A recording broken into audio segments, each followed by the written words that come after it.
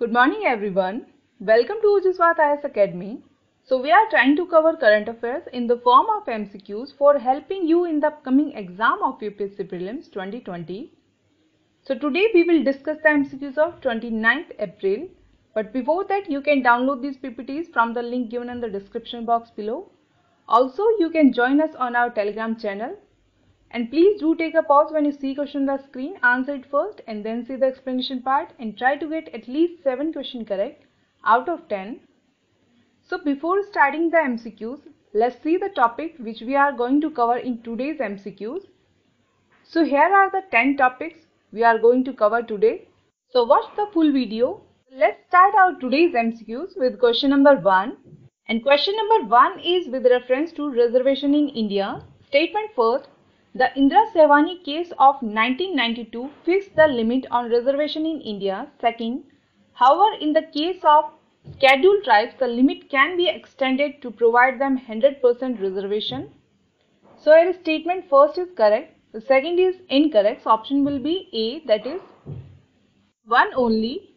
So according to the landmark judgment in Indira Sehwani case of 1992, it fixes the outer limit of reservation as 50% and it ruled that the combined reservation beneficiaries should not exceed 50% of India's population. And recently, Supreme Court has held that 100% reservation to STs in scheduled area is not permissible under the Constitution as the outer limit is 50% as prescribed. And that's why statement second was incorrect. And 100% reservation would become discriminatory and impermissible as it will undermine the opportunity of public employment to citizens. And context is that the Supreme Court has ruled that the January 2000 order, the erstwhile state of Andhra Pradesh, which provided 100% reservation to STs in post of school teachers in scheduled area, is unconstitutional. Now here question for you is that you have to tell under which schedule of Indian Constitution does scheduled areas are defined. And now let's move on to the next question. So question number 2 is with reference to aerosol optical depth. First, AOD is a quantitative estimate of the amount of aerosol present in the atmosphere. Second, as AOD increases, the rate of extinction of light decreases. So here statement first is correct, second is incorrect, so option will be again A, that is 1 only. So AOD measures the extinction of a ray of light as it passes through the atmosphere, and the particle in the atmosphere can block sunlight by absorbing or by scattering light, and AOD tells us how much direct sunlight is prevented from reaching the ground. And statement second is incorrect because as AOD increases, the rate of extinction of light increases, not decreases. And if AOD is 1 or above, it indicates very hazy condition, and if it is less than 0.1, it is considered as clean.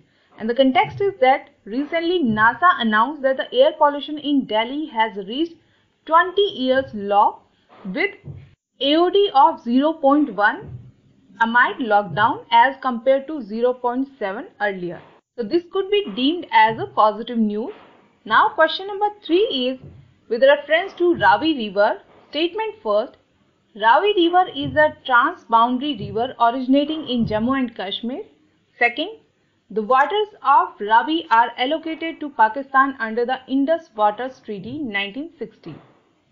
So here both the given statements are incorrect. So option will be D, none of the above. So Ravi River is a transboundary river. Here you can see in the map. But its source is in Kulu Hills near Rohtang Pass in Himachal Pradesh, not in Jammu and Kashmir.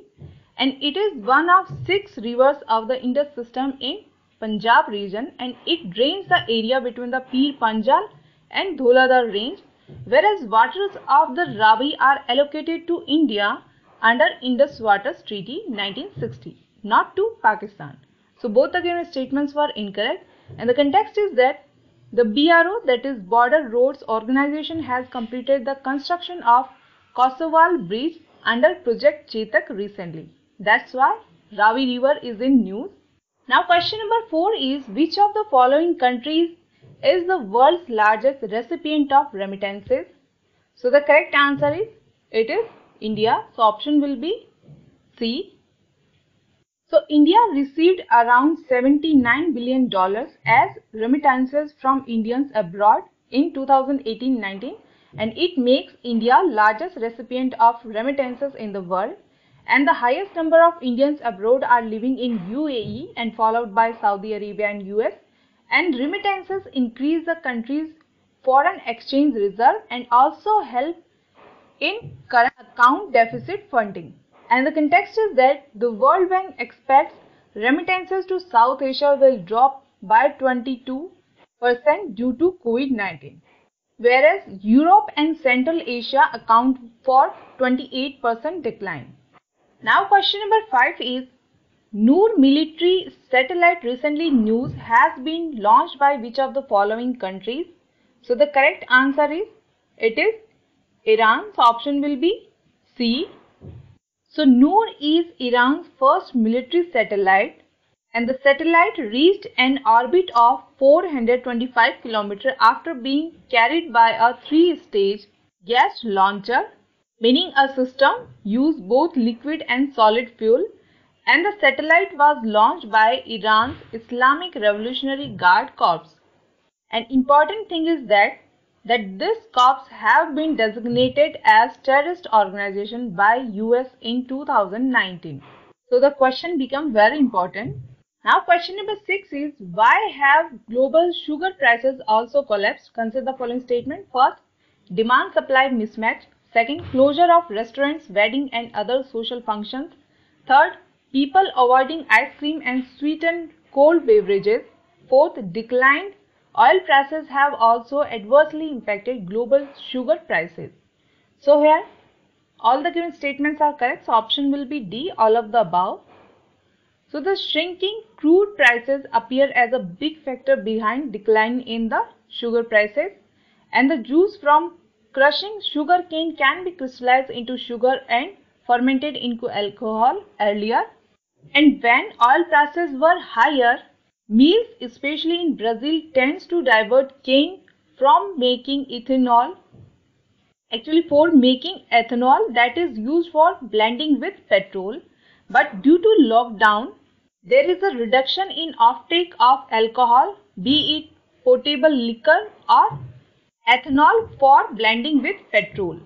Now question number 7 is, recently World Health Assembly was in news. So consider the following statement. First, it is the world's largest health policy setting body. Second, it is composed of head of the state from member states. Third, WHO generally meets every year in May. As we have to find out incorrect statement, so here the incorrect statement is statement second. So option will be B, and statement second is incorrect because it is composed of health ministers from member states, not head of the state. And this assembly is the forum through which WHO is governed by its 194 member states, and the members of WHO generally meets every year in May in Geneva at the Palace of Nations, which is the location of WHO headquarters, and the main task of this assembly are to decide major policy questions as well as to approve the WHO work program and budget and elect its Director General. Now question number 8 is, consider the following statements regarding asymptomatic and pre-symptomatic transmission in COVID-19. Statement first, pre-symptomatic transmission is when a person spread the diseases before symptoms appear. Second, asymptomatic transmission refers to the transmission of the virus from a person who does not develop symptoms. So this is very much in news, and both the given statements are correct. So option will be C. So WHO recognizes 3 stages of COVID-19 transmission, which includes asymptomatic, pre-symptomatic and symptomatic. For more information, you can see the chart. Now question number 9 is, in the context of COVID-19 infection, the term pool of green workers is being used. So these are the workers who are, so you have to choose the correct option here, and the correct option is C, that is infection free. And option C is correct because according to some experts, lower risk method would be to create pool of green workers. That means the workers who are infection free rather than green zones who are infection free. And government suggested opening up the green zones first, but these zones may have many asymptomatic cases, that is infected people with no symptoms. And if green zones are opened and 25% people are asymptomatic carriers, infection will spike. And hence if an industry wants to open, it should first identify its worker. So the best method is to make a pool of green workers. Now question number 10 is, recently Buddy Town was in news. So in which of the following Indian state is it located?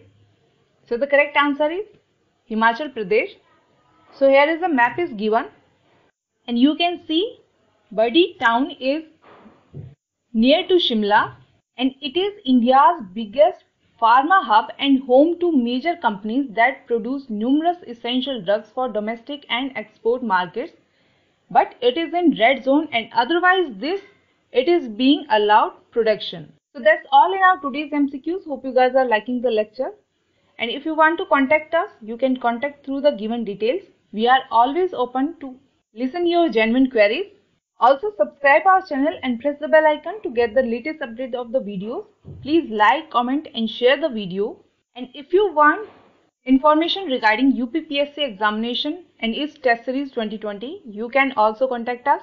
So stay safe, stay healthy, have a nice day and thank you.